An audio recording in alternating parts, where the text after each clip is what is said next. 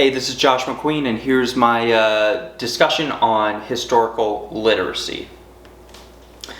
One of the most examined periods of time in early American history has been the presidency of George Washington. After the Articles of Confederation were replaced by the American Constitution, George Washington was elected the first president of the United States. For early Americans, this was a confusing time, to say the least. These people were still holding on to the spirit of 1776 when they had to fight a war against this unbridled power of King George III. And now these Americans had given power to one distinct individual to lead the executive branch. At the time, they didn't really know how exactly to refer to this new leader. I know they had the term president, but different ideas like His Excellency or things like that were presented. Now we call him Mr. President, but they weren't exactly sure how to refer to him, if and how he should be celebrated, if succession and transition of power would work with subsequent leaders, and if the checks and balances that were laid out in the Constitution would actually prevent the executive branch from overstepping its boundaries.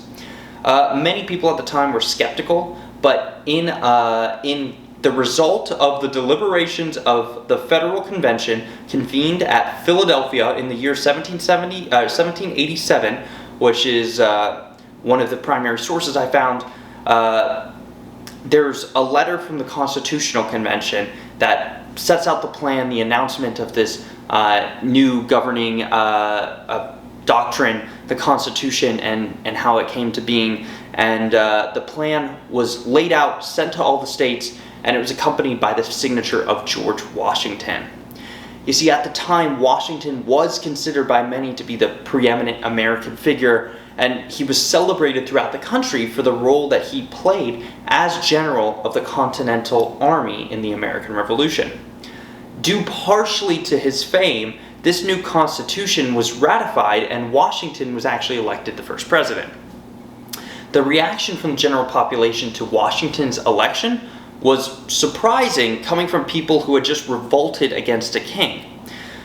Due to the contrast between the reaction of Washington's election with the fear of an American king, this period is very critical to examine.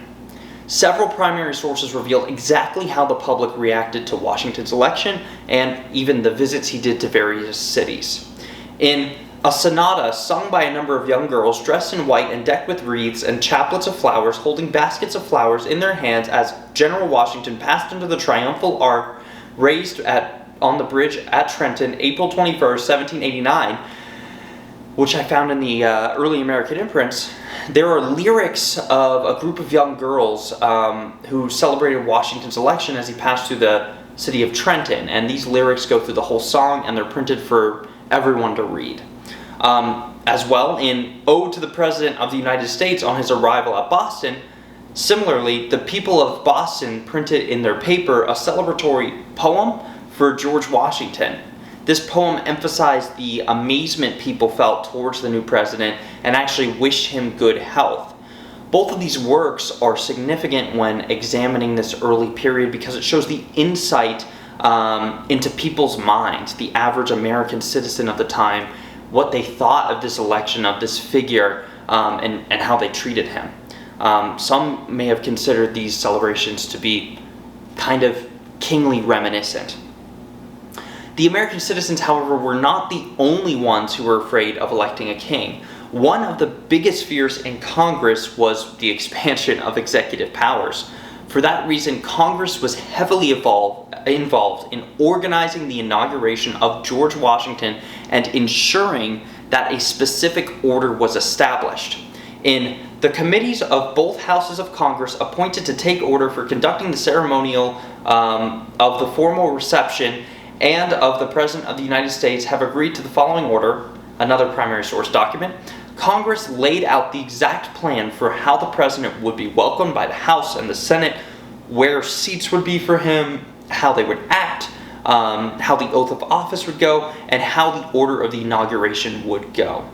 This document provided insights into for historians into how American leadership viewed not just the establishment of the executive branch, but also Washington himself.